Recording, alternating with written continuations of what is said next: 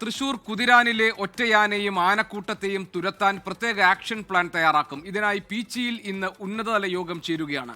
ആനയെ മയക്കുവെടി വെച്ച് പിടികൂടുക പ്രായോഗികമല്ലെന്ന് വനംവകുപ്പ് chief veterinary surgeon doctor Arun Zachariah പറഞ്ഞു. ആനയെ കാടുകയറ്റാൻ വനംവകുപ്പ് നീക്കം തുടങ്ങിയെന്നും അരുൺ സക്കറിയ വ്യക്തമാക്കി. അതിനെ കംപ്ലീറ്റ് നമ്മൾ മോണിറ്റർ ചെയ്യണം, അതിൻ്റെ ട്രാക്കുകൾ നമ്മൾ കണ്ടെത്തണം, അതിന് എങ്ങനെ തിരിച്ചു കൊണ്ടുവരണം എന്നുള്ള പ്ലാൻ, ഒരുപാട് പ്ലാൻസ് വെക്കണം. ഓരോന്നനുസരിച്ചിട്ട് അത് ഇമ്പ്രൂവ് ചെയ്ത് കൊണ്ടുവരണം.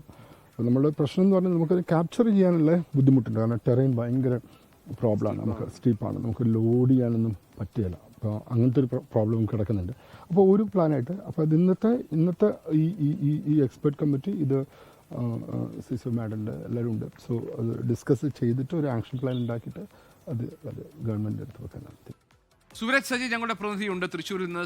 സൂരജ്, ഈ കുതിരാനിലെ ഒറ്റയാൻ അതുപോലെ ആനക്കൂട്ടത്തെയും ഒക്കെ തുരത്താൻ വനം വകുപ്പ് ആലോചിക്കുന്ന, ആസൂത്രണം ചെയ്യുന്ന ഒരു മാസ്റ്റർ പ്ലാൻ എന്താണ്? ഏത് സ്വഭാവത്തിലായിരിക്കും അത്?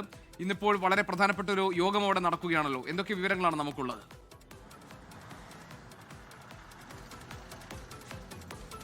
ഗോപികൃഷ്ണൻ, ഇന്ന് പുലർച്ചെയും ഈ ജനവാസ മേഖലയിൽ ഒറ്റയാൻ എത്തിയിരുന്നു. വലിയ പരിഭ്രാന്തി പരത്തി. അതുമാത്രമല്ല, ഈ ജനവാസ മേഖലയിൽ ആന ഇറങ്ങുന്നത് തടയുന്നതിന് വേണ്ടി കുങ്കികളെ അടക്കം ഈ മേഖലയിൽ കൊണ്ടുവന്നു. ഈ കുങ്കിത്താവളത്തിനരികിലെത്തിയ ഒറ്റയാൻ ഈ കുങ്കികളുടെ അടുത്തെത്തി ഒരു ആനയെ ഈ തുമ്പിക്കൈ കൊണ്ട് പിടിക്കുകയും ചെയ്തു. അതിനുശേഷമാണ് ഈ ഒറ്റയാൻ മടങ്ങിയത്. അത്രമാത്രം ഒരു കലുഷിതമായ അന്തരീക്ഷത്തിലേക്ക് കുതിരാനിൽ കാര്യങ്ങൾ പോകുന്നു. ഈ സാഹചര്യത്തിലാണ് ദിവസങ്ങൾ നീളുന്ന ഒരു ദൗത്യത്തിന് വനംവകുപ്പ് തയ്യാറെടുക്കുന്നത്. ഇന്ന് സെൻട്രൽ CCF അടക്കം പങ്കെടുത്തുകൊണ്ട് ഒരു ഉന്നതതല യോഗം അത് പീച്ചിയിൽ ചേരുകയാണ്. വൈകുന്നേരം 3:30 ചേരുന്ന ഈ യോഗത്തിലായിരിക്കും ഇത് സംബന്ധിച്ചുള്ള ദൗത്യം തീരുമാനിക്കുക. പക്ഷെ അതിൻ്റെ ഏകദേശ രൂപരേഖയായിട്ടുണ്ട്. അതായത് ഈ ഒറ്റയാന മാത്രമല്ല, അതോടൊപ്പം തന്നെ ഈ കൊമ്പനാനകൾ അടങ്ങുന്ന ഒരു കൂട്ടം, അത് വടക്കാഞ്ചേരി, ചേലക്കര ഉൾപ്പെടുന്ന മേഖലകളിൽ ഇത് സഞ്ചരിച്ചുകൊണ്ടിരിക്കുകയാണ്.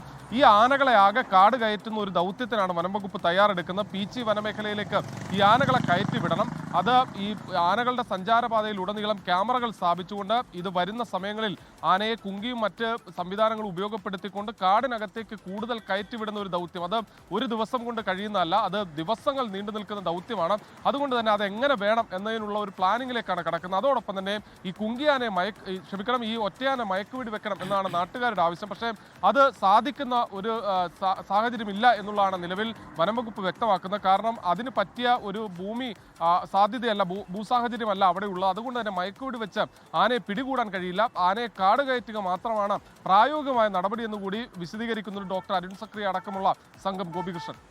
ശരി, സൂരജ് സജിയാണ് വിവരങ്ങൾ നൽകിയത് തൃശ്ശൂരിൽ നിന്ന്.